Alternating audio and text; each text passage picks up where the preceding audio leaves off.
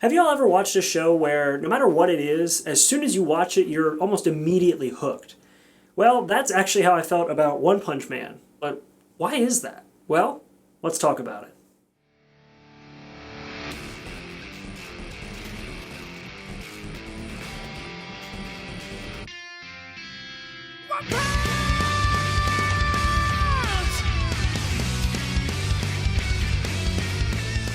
So to cover the basics for all you anime fans who have been living under a rock, or for those of you who aren't anime fans, One Punch Man is a show based on a manga, based on a webcomic written by a writer named One. Already confused? Good, because this actually is a very confusing origin story for the show itself. So the original webcomic was essentially made as a way for One to learn how to use his new drawing software for making manga, and he needed all the practice he could get by the looks of the original webcomic. I mean, look at this. But despite the unique art style of One Punch Man, it became popular. So popular, in fact, that manga artist Yusuke Murata actually contacted One and wanted to redraw the comic in a proper manga format. And after that, the manga didn't have the same popularity as the webcomic, so the series died. Wait a minute. What? No. It actually became so popular that it got an anime adaptation, and that's primarily what we're going to be talking about today. Though I did want to just take a moment to point out how insane the odds were that this even became popular to begin with, let alone popular enough to get its own anime adaptation. I mean, it was a webcomic made so a writer could learn how to use drawing tools that he purchased. And it was that popular that it went to manga, then went to anime. I mean, that's insane. One is probably one of the luckiest writers in Japan, like, hands down. So anyway, One Punch Man got a 12-episode season in 2015 and was animated by Madhouse Studios. You know, the guys responsible for this.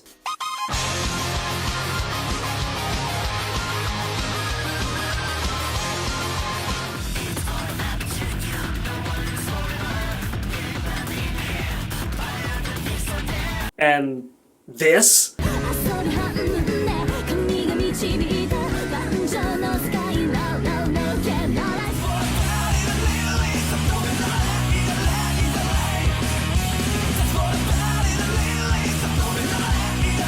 Yeah, those guys.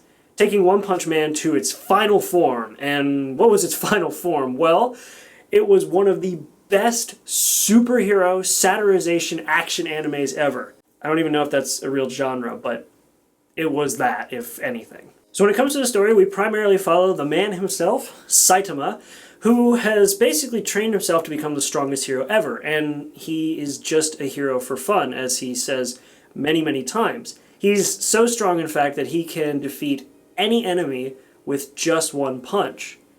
I don't know why that sounds so familiar. Whatever. So Saitama is joined by resident cyborg and difficulty meter Genos. Throughout the series, they face off against a very wide variety of enemies, and of course Saitama tends to be the one to defeat them with one punch. I swear to God that sounds familiar.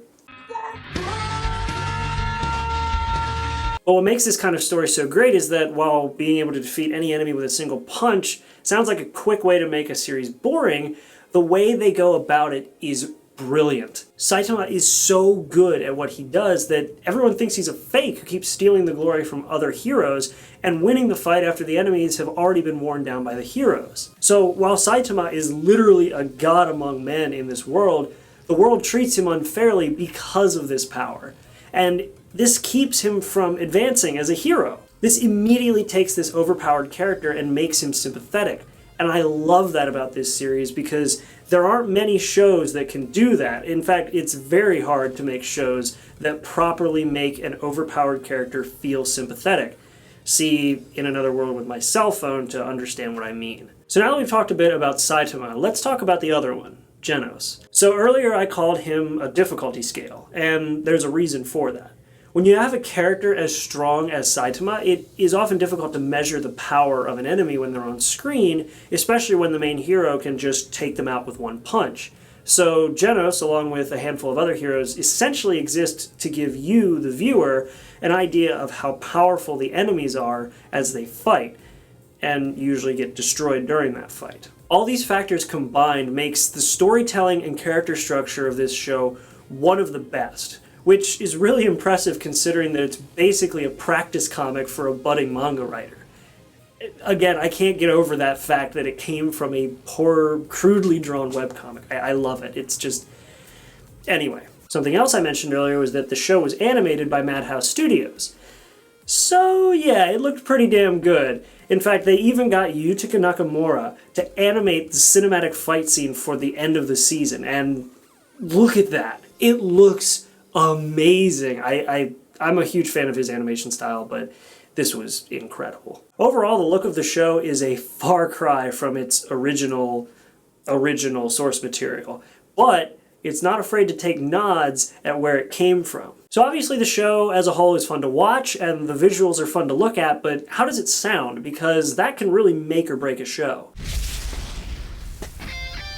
Oh. Iketa.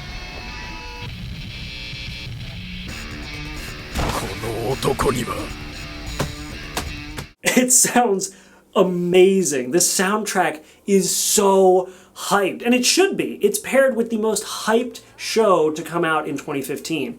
It's the kind of soundtrack that you play at full volume when you watch it, and when your roommate comes in and asks you what you're watching, you just look at them and shout, "I'm watching f***ing One Punch Man!"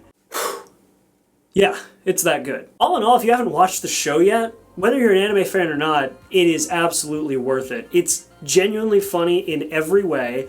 It is an absolute joy to watch. You can't listen to the soundtrack without humming to at least one of the songs. And if you say that you managed to listen to the soundtrack and not get one of them stuck in your head, you're a f***ing liar.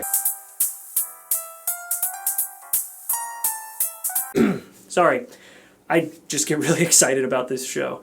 The show's currently available to stream on Netflix with the original Japanese voices and a meh dub, and you can also get the Blu-ray for about $35 off of Amazon. And unless you have no desire to own a physical copy of this show, I'd buy it. Actually, I did buy it.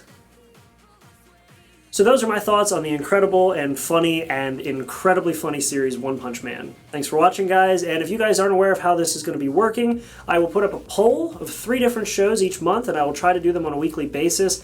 I'm kind of already behind, but this was the winner for this week, and then next week is going to be SAO, followed by Steins Gate. Since I'm doing it by popularity, this was the most popular vote, SAO was second, and Steins Gate was third. And then next month I'll be posting another one with 3 more shows, so stick around for that. Make sure to like and subscribe. Put on the notifications so you guys don't miss when I put up the polls.